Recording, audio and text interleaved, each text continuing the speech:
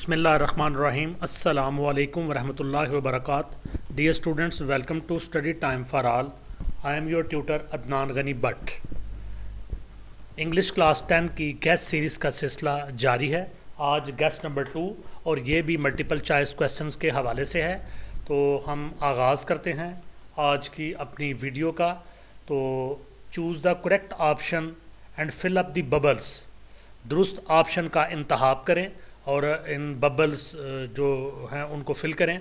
तो स्टूडेंट्स, आपसे गुजारिश है कि study time for all channel को सब्सक्राइब करें और बेल आइकन के बटन को दबा दें ताकि नई आने वाली वीडियोस की नोटिफिकेशन आपको बर वक्त मिल सकें।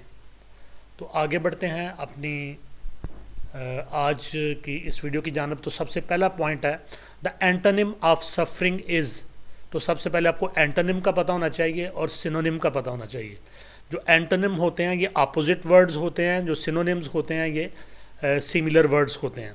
तो antonym of suffering is, suffering का एंटोनिम यानी सफरिंग का उल्ट। सफरिंग का मतलब होता है मुसीबत, कोई मुश्किल।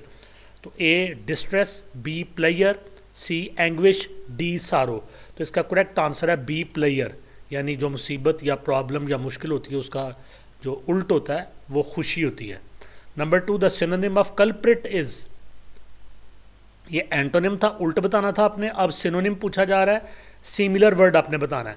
तो synonym of culprit is, culprit कहते हैं मुजरम को, honest, offender, innocent and gentle. तो ऑनेस्ट ईमानदार होता है, ऑफेंडर जो होता है ये मुजरम होता है, इनोसेंट मासूम होता है, जेंटल शरीफ होता है। तो करेक्ट आंसर इसका हुआ offender. Number 3 halted means. Halted का क्या मतलब है? A started, B began, C feared, D stopped. तो इसका करेक्ट आंसर है, हाल्ट का मतलब होता है रोक देना या रुक जाना। तो इसका करेक्ट आंसर है stopped. Number 4 their ancestors killed a member of our family. इनके आबाओ अजदाद ने, बड़ों ने हमारे ख़ानदान के एक फ़र्द को मार दिया था। ये आपके लेसन में से है। The underlined word means. तो अंडरलाइन वर्ड एंसेस्टर्स का मतलब है relatives, forefathers, successors, partners. तो इसका करेक्ट आंसर है फोर फादर्स। बड़ों ने, आबाओ अजदाद में, बाप दादा में से किसी ने। आगे बढ़ते हैं नंबर 5 की तरफ।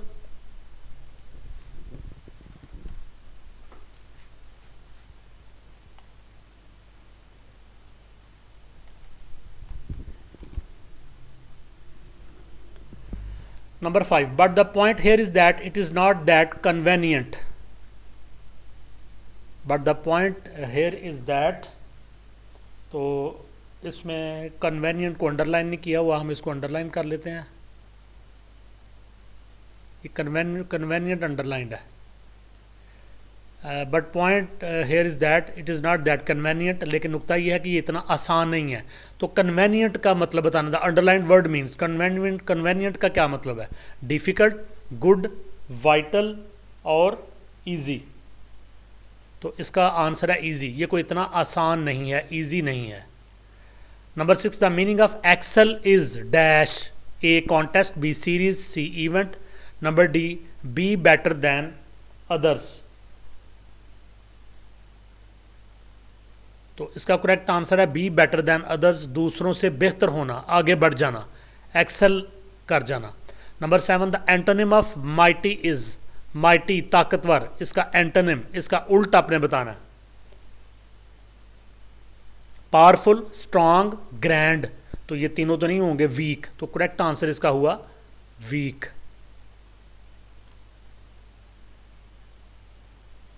Number 8 have you seen the man dash bought a book from the shop just now. क्या आपने उस आदमी को देखा जिसने अभी अभी दुकान से किताब खरीदी? Home, have you seen the man home, what, which, who. तो इसके लिए करेक्ट आंसर आएगा हु। किसी भी इंसान के लिए, मर्द के लिए, लड़के के लिए या किसी भी इंसान के लिए हु का लफ्ज़ इस्तेमाल करेंगे, जिसने। Number 9 the developing positive outlook has given the author the motivation he needs to become dash. The developing positive outlook, जो एक मुस्बत नुक्ता नज़र या नज़रिया उसके अंदर पैदा हो रहा है। Has given the author the motivation, उसने मुसन्नफ़ के अंदर तहरीक पैदा की है। He needs to become dash, वो होना चाहता है फेमस, वेल्दी, सक्सेसफुल, विनर। तो करेक्ट आंसर है सक्सेसफुल, वो कामयाब होना चाहता है।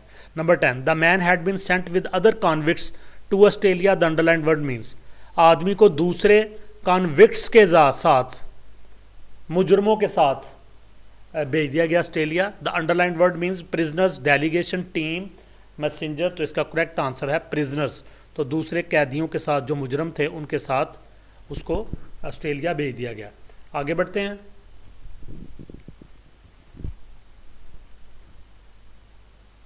नंबर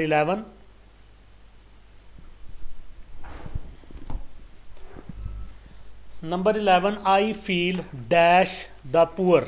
तो फील के साथ प्रपोजिशन आपने लगानी है। आई फील के साथ प्रपोजिशन होती है feel for. I feel dash the poor. तो अगर आपने प्रपोजिशन सही तरह से याद की हुई है तो आप फ़ौरन इसका आंसर देंगे। इसका करेक्ट आंसर है फील फॉर।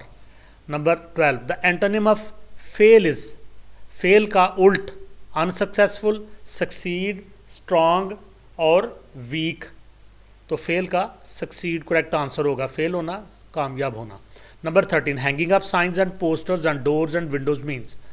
तो ये चाइनीज़ न्यू ईयर से है, तो मुख्तलिफ़ किस्म की अलामतें और पोस्टर लटकाना दरवाज़ों पे और खिड़कियों के, इसका मतलब है number A luck and happiness, B love and sincerity, C care and affection, D sad and gloomy. तो ये लक एंड हैप्पीनेस है, ये आपने पढ़ा हुआ है लेसन के अंदर, तो ये फौरी अपने आंसर करना है। Number 14, change the dressing at least. तो ये फर्स्ट एड वाले लेसन से है, change the dressing at least. जो पट्टी है उसको कम अज़ कम तब्दील करें। वीकली, हफ्ते में एक दफ़ा, ट्वाइस ए डे, दिन में 2 मरतबा, डेली, रोज़ाना, मंथली, महीने बाद। तो इसका करेक्ट आंसर है डेली, पट्टी को रोज़ाना बदलना चाहिए। Number 15, the synonym of preserve is. Preserve का सिनोनिम बताना है आपने, सिमिलर वर्ड बताना है। तो सॉरी, परसिवियर, परसिवियर मीन। तो परसिवियर का persist, give up, surrender, fine. तो इसका करेक्ट आंसर है persist. Number 16, the word equitable means. Equitable का मतलब है equal, not equal, definite, fair. तो इसका करेक्ट आंसर है इक्वल, बराबर होना। The word critical means. Critical का मतलब है रिड्यूस्ड, सीरियस, इम्प्रूव या आइडल। तो जो चीज़ क्रिटिकल होती है वो इंतहाई संजीदा होती है। तो इसका करेक्ट आंसर है सीरियस। आगे बढ़ते हैं नंबर 18 पे।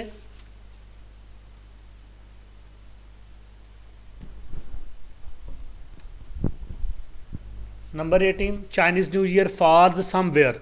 तो ये लेसन अपने चाइनीज़ न्यू ईयर वाला पढ़ा हुआ है, तो आपका आंसर फ़ौरन आना चाहिए।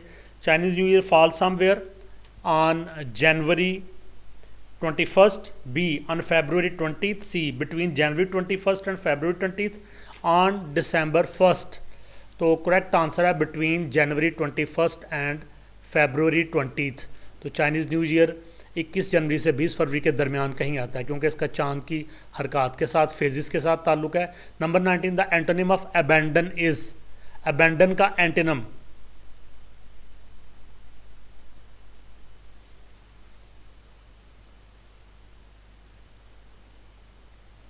तो उल्ट बताना आपने। अबैंडन होता है तर्क कर देना, डिस्कार्ड, डेजर्ट, सपोर्ट, लीव।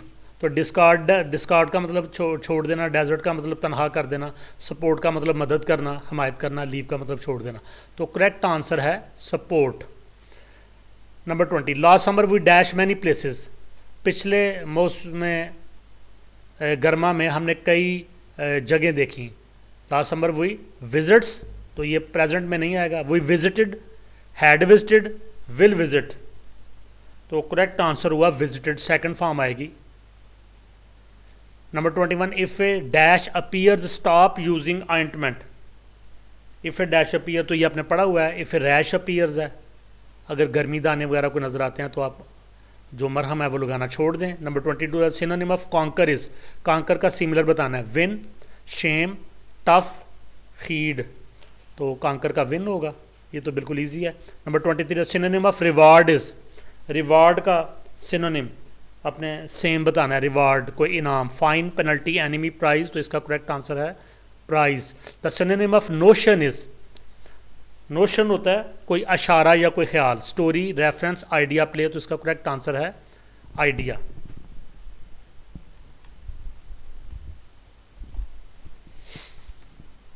जी स्टूडेंट्स आगे नंबर 25, तो ये पिछले 5 साल पेपर्स जो आपके आए हैं उनमें से ये इंपॉर्टेंट दिए गए हैं और 100% सक्सेस होगी इंशाल्लाह आपकी, इनको अच्छी तरह तैयार कीजिए। नंबर 25 की तरफ आगे बढ़ते हैं।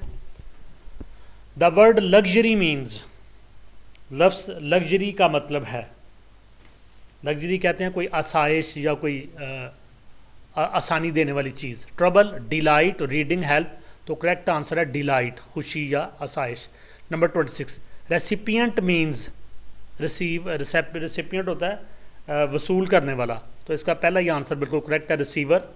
रिवेंजफुल, रिजेक्टेड, रिकवर्ड इसके आंसर नहीं है। Number 27 the word might means, might का मतलब होता है ताकत, तो इसका ये भी स्ट्रेंथ इसका करेक्ट आंसर है, ब्यूटी, स्किल, डिजीज़ नहीं है। नंबर 28 मोटिवेशन मीन्स, मोटिवेशन का मतलब होता है तहरीक पैदा करना, किसी को इंस्पायर करना, तो इसका भी ये फर्स्ट वाला करेक्ट आंसर है इंस्पिरेशन।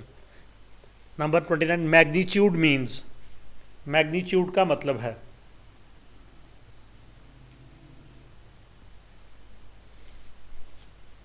अगली, इंपॉर्टेंस, फेयर, अफ्यू, तो इसका करेक्ट आंसर है इंपॉर्टेंस। नंबर 30 एनहांस मीन्स किसी चीज़ को बेहतर करना, रिड्यूस, इम्प्रूव, डल, ओबे, तो इसका करेक्ट आंसर है improve. The synonym of glorious is, glorious चमकदार, इसका सिमिलर बताना है।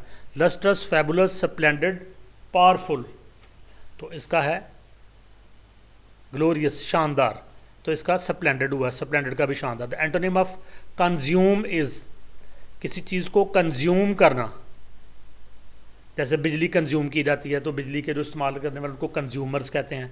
यूटिलाइज करना, सेव करना, यूज़ करना, ड्राइव करना, तो इसका करेक्ट आंसर है यूटिलाइज करना।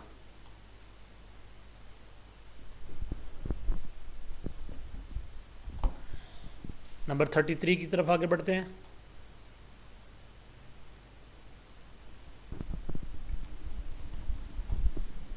रिंस मीन्स, रिंस का मतलब होता है अच्छी तरह से साफ करना, धोना।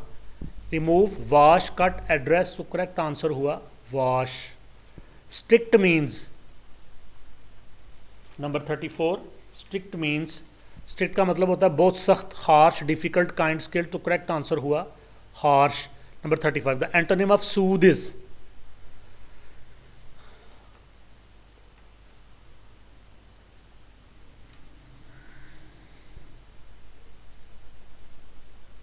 Change, clear, decrease, aggravate. Antonym है सूद का उल्ट बताना है, सूद का मतलब होता है पुरस्कून होना, तो इसका करेक्ट आंसर होगा एग्रेवेट, परेशान होना, गमगीन होना। Number 36 but all of that is not its core, the underlined word means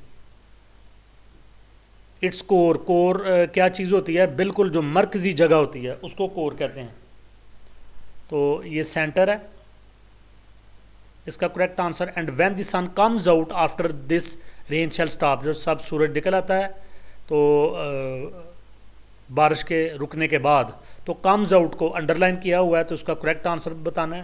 passes, spreads, appears, here's, तो सूरज निकल आता है तो ये होगा appears. Players must abide dash the rules of the game, तो अबाइड के साथ बाय लगता है, ये है बाय, अबाइड बाय होता है, ये प्रेपोजिशन है। He was accused of theft, of या ये ऑफ, अक्यूज के साथ ऑफ लगता है, तो ये सारा प्रेपोजिशन अगर आपने याद की हुई है तो आप आसानी से इसको कर लेंगे। नंबर 40 की तरफ आगे बढ़ते हैं।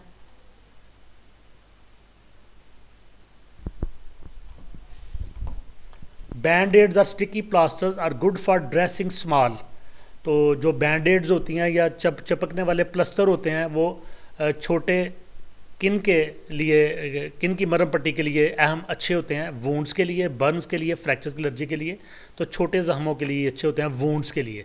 Number 41 growth of population is causing serious, तो पॉपुलेशन की जो ग्रोथ है वो बड़ा संजीदा किस्म के क्या पैदा कर रही है, इश्यूज, प्रॉब्लम्स, सेटबैक या फिर क्वेश्चंस, तो ये प्रॉब्लम्स पैदा कर रही है, serious problems. Number 42, the synonym of lovely is, lovely का सिनोनिम, सिमिलर वर्ड, तो अगली, इजी, डिफिकल्ट, ब्यूटीफुल, तो इसका करेक्ट आंसर है beautiful. Number 43, they are faithful dash her, वो उसके साथ वफादार हैं, they are faithful with her, sorry, they are faithful to with on of to her, वो उसके साथ वफादार हैं। Number 44, the synonym of current is, current का सिनोनिम, करंट का सिमिलर, करंट होता है बिल्कुल ताज़ा तरीन, dated, old, up to date, new, up to date को कहते हैं ताज़ा तरीन। Number 45, the word debris means, debris कहते हैं कूड़े करकट को, तो इसका जो करेक्ट आंसर है वो है रबल, ये पहले वाला रबल, मड, सॉइल, सैंड, ये आखिरी वाला सैंड है, सैंड लिखा हुआ है। Number 46, the antonym of bright is, bright का अपोजिट, उल्ट, डार्क, ब्रिलियंट, ऑनेस्ट और हैप्पी, तो इसका है डार्क। जी स्टूडेंट्स आगे बढ़ते हैं 47 पॉइंट की तरफ।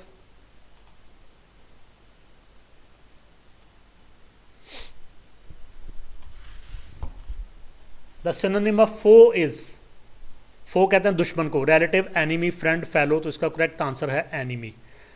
Number 48, the word convenient means, ये पहले भी हो चुका है, इसका करेक्ट आंसर है ईजी, आसान।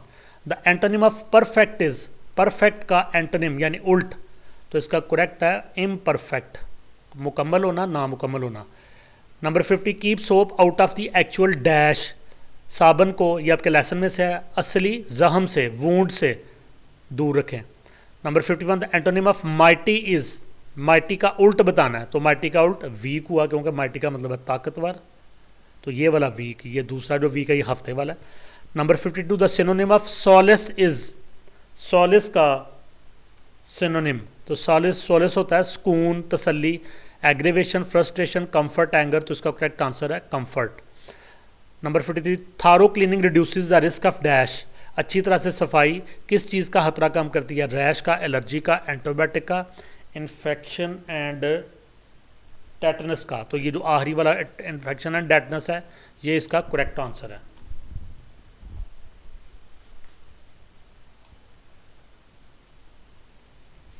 Number 54,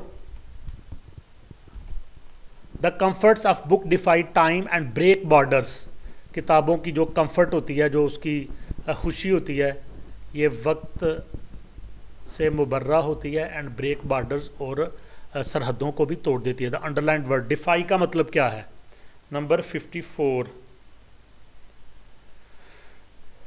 consider as same, be problem for something, openly resist something, crucial, तो ये इसका करेक्ट आंसर है ओपनली रेजिस्ट समथिंग, यानी खुल्लम खुला किसी चीज़ की मज़ाहमत करना।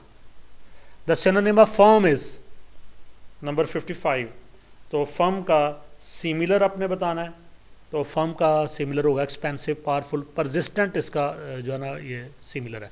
The main character in the novel the great expectation is, great expectation का जो मेन कैरेक्टर है वो कौन है, पिप, जो प्रिजनर इंश्योरेंस एजेंट, तो पिप इसका करेक्टर है। जी स्टूडेंट्स यहाँ पे हमारे ये इम्पॉर्टेंट गेस्ट नंबर 2 ख़त्म होता है, इसको अच्छी तरह तैयार करें, इंशाअल्लाह ताला पेपर वाले दिन आप 100% अचीव करेंगे। नेक्स्ट अगली वीडियो के साथ आपसे जल्द मुलाकात होगी। वीडियो को लाइक करें, कमेंट्स दें, दोस्तों के साथ शेयर करें और study time for all channel को सब्सक्राइब करें। अल्लाह हाफिज़।